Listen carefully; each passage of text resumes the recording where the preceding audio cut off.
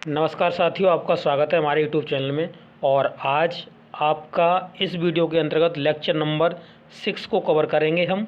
इससे पहले हमने आपको 5 वीडियोस प्रोवाइड करा दिए हैं।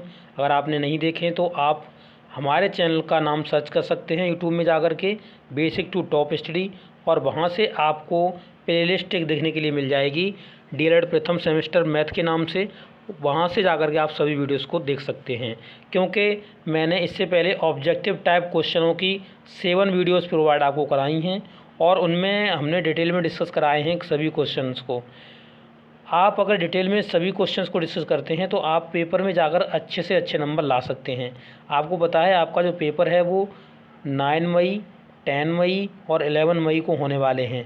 तो आप अच्छी तरीके से कमर कस लीजिए अपने पेपरों के लिए और अच्छे से अच्छे नंबर लाइए, मेरिट अच्छी से अच्छी बनाइए, जिससे कि आप जब डीएलएड करके आप टेट करें, टेट करने के बाद आप सुपर टेट में बैठें तो आपकी मेरिट आपके लिए लाभदायक वहाँ पर सिद्ध हो। आप ज़्यादा से ज़्यादा नंबर लाने का प्रयास करिए। चलिए आज का वीडियो स्टार्ट करते हैं। पहला क्वेश्चन इस वीडियो के अंतर्गत हमको देखने के लिए मिल रहा है, यानी 51, यानी इससे पहले मैंने 50 क्वेश्चन तक करा दिए हैं आपको। समतल में स्थित एक बिंदु से कितनी रेखाएं खींची जा सकती हैं। अब मान लीजिए समतल में हमने एक ये बिंदु ले लिया, अब इससे कितनी रेखाएं हम खींच सकते हैं ये हमें बताइए। तो देखिए, एक मान लीजिए ये रेखा खींच दी, एक रेखा हमने ये खींच दी, एक ये खींच दी। इस तरीके से हम इसमें से असंख्य रेखाएं खींच सकते हैं। कैसी खींच सकते हैं? असंख्य रेखाएं खींच सकते हैं एक बिंदु से। तो ये पॉइंट आपको याद रखना है कि एक बिंदु से हम असंख्य रेखाएं खींच सकते हैं। अगर समतल में एक बिंदु है तो वहाँ से हम असंख्य रेखाएं इस तरीके से खींच सकते हैं, जितनी चाहें उतनी खींच सकते हैं। ओके, ये पॉइंट याद रखिए। चलिए नेक्स्ट क्वेश्चन देखते हैं। नेक्स्ट क्वेश्चन में कहा है कि 12 के अपवर्तक बताइए। तो 12 है, 12 को कौन कौन काट देता है? पहला 1 काट देगा, 2 काट देगा, 3 डिवाइड दे देगा, 4 डिवाइड दे देगा, 6 डिवाइड दे देगा, 12 डिवाइड दे देगा। तो ये सभी क्या होंगे? इसके अपवर्तक होंगे जो इसे डिवाइड कर देंगे। ओके, इस तरीके से आप अपवर्तक निकाल सकते हैं। चलिए नेक्स्ट क्वेश्चन देखते हैं। क्वेश्चन नंबर 53 में कह रहा है कि 150 रुपये का 12% निकालिए। तो 150 रुपये लिख दिए हमने, और 150 रुपये 12%, तो 12/100 लिख देंगे परसेंट का साइन हटा के। अब इसे काट लीजिए, इसे हम 50 से काट देते हैं, इसे भी 50 से काटते हैं। तो 50 दिया 150, 50 दूनी 100, और 2 से इसे काट देंगे तो ये 6 बार कट जाएगा, और 6 का इसमें गुणा कर देंगे तो 6 तिये 18 आ जाएगा आपका आंसर। कितना आ जाएगा? 18 आंसर आ जाएगा। चलिए अब नेक्स्ट क्वेश्चन देखते हैं। Question number 54। अब 54 में देखिए, इसमें कह रहा है कि 2x³ माइनस एक्स स्क्वायर कोष्टक के अंदर और प्लस में 4x है। अब देखिए, इसमें हम जब ये बाहर है, कोष्टक के बाहर है माइनस का साइन, और जब माइनस का साइन है और कोष्टक हटाएंगे तो अंदर वाले साइन चेंज हो जाएंगे। तो हम इस तरीके से इसे लिख सकते हैं 2x² माइनस, अब माइनस माइनस ये क्या हो जाएंगे? प्लस हो जाएंगे। तो प्लस x², ये प्लस वाला माइनस हो जाएगा तो -4x, ये -4x। तो यही आंसर आपका हो जाएगा, ये आंसर आपका हो जाएगा। इस तरीके से आप इस क्वेश्चंस को भी आसानी से सॉल्व कर सकते हैं। तो इससे आगे आपको क्वेश्चन को सॉल्व करना है तो आप गुणनखंड से करके आप काट सकते हैं, नहीं तो आप यहाँ भी छोड़ सकते हैं। आंसर ये भी आपका माना जाएगा। चलिए नेक्स्ट क्वेश्चन देखते हैं। नेक्स्ट क्वेश्चन 55 कह रहे हैं कि 48 + 8 इंटू में 0.75 माइनस का 5। अब इसे हमें बोर्ड मास से करना है। अब बोर्ड मास से करना है तो पहले किसे सॉल्व करना है? तो बोर्ड मास को लिख के आप देख सकते हैं BODMAS।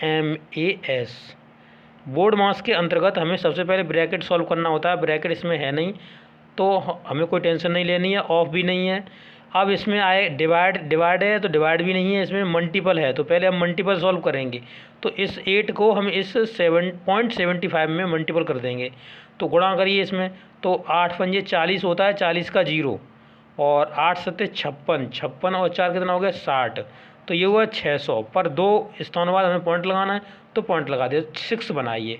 कितना बना? 6 बना। तो हम इसे लिख सकते हैं 48 + 6 माइनस का 5।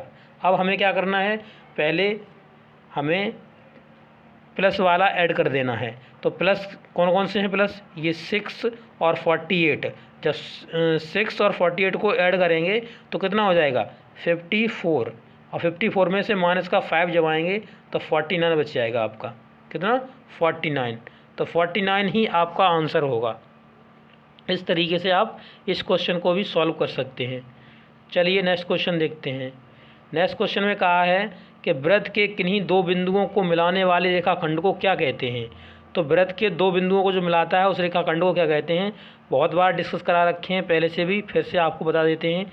जैसे ये वृत्त है और वृत्त में इन्होंने कहा है कि 2 पॉइंटों को हमें मानना है, 2 पॉइंट इस वृत्त पे हमें मानने हैं और उस पॉइंटों को हमें मिलाना है। तो अब देखिए ये एक पॉइंट मान लिया, एक पॉइंट ये मान लिया, इन दोनों को हमें आपस में मिला देना है। तो लीजिए इन दोनों को आपस में हमने मिला दिया तो इसी को क्या कहते हैं, किसको, इसको क्या कहते हैं, इसको, ये जो हमने मिला दी ये क्या कहते हैं। तो इसे बोलते हैं कॉर्ड। कॉर्ड का मतलब क्या हो गया, जीवा हो गया। कॉर्ड का मतलब हो गया जीवा, इसे हम क्या बोलते हैं, जीवा बोलते हैं। तो दो बिंदुओं को मिलाने के लिए जीवा बोलते हैं। अगर ये केंद्र से होके जा रही होती तो इसे सबसे बड़ी जीवा बोलते। क्या बोलते, सबसे बड़ी जीवा बोलते अगर ये केंद्र से होकर जा रही होती तो। वैसे ये कहीं से भी जा सकती है, इसमें इस पॉइंट से इस पॉइंट पर जा सकती है, इस पॉइंट से इस पॉइंट पर जा सकती है। ये सभी जीवाएँ कहलाएंगी, ये सभी जीवाएँ कहलाएंगी। और सबसे बड़ी अगर जीवा की बात कर देगा तो वो केंद्र से होकर जाएगी जीवा हमेशा। ये आप पॉइंट याद रखिए। चलिए नेक्स्ट क्वेश्चन देखते हैं। Question number 57। और 57 में कहा है कि समद्विबाहु त्रिभुज से आप क्या समझते हैं। तो समद्विबाहु त्रिभुज के बारे में क्या जानते हैं आप, ये बताइए। तो इस तरीके से हमने ये त्रिभुज बनाया, इसमें हमने पॉइंट दे दिए, इसे ए, इसे बी और इसे सी मान लीजिए। इस तरीके से पॉइंट दे दिए। तो इसमें हमने बताया था समद्विबाहु। समद्विबाहु से या अगर देखेंगे, सम्मी से होता है समान, सम्मी से क्या होता है, समान होता है।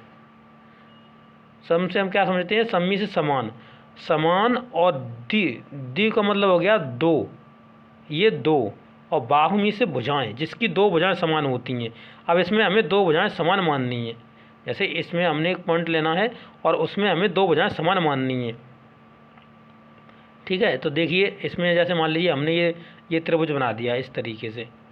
इसमें दो भुजाओं को समान मानना है तो एक ये मान लिया, ये मान लिया, इसे हमने भी मान लिया। तो यही समद्विबाहु त्रिभुज है।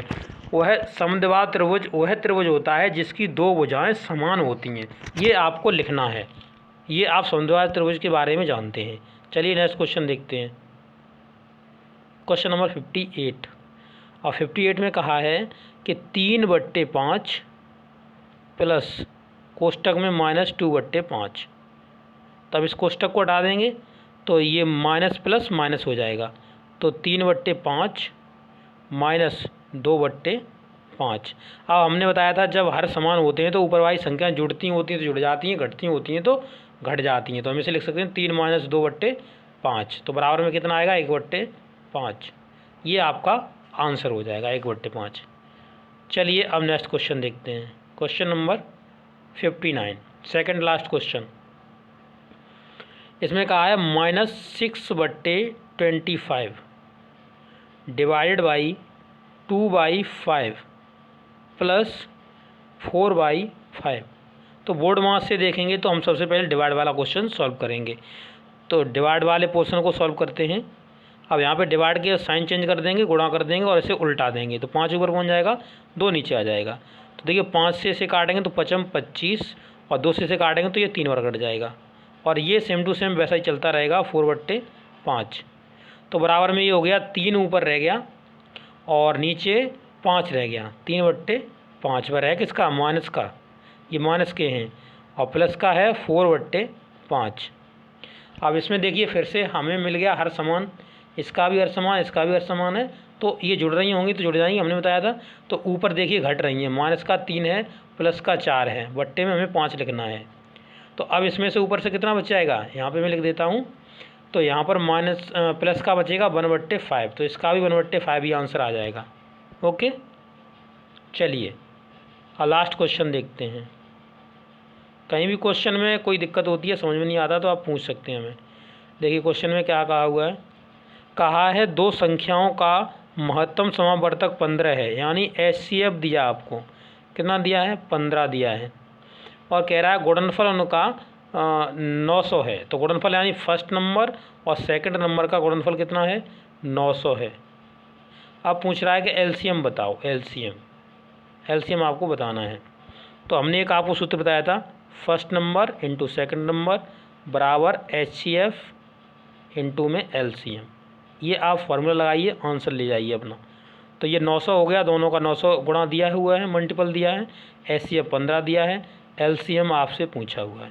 15 का इसमें भाग लगा देंगे, 15 छिक्के 90, यानी 60 आ गया LCM आपका। कितना आ गया, 60 आपका LCM हो गया।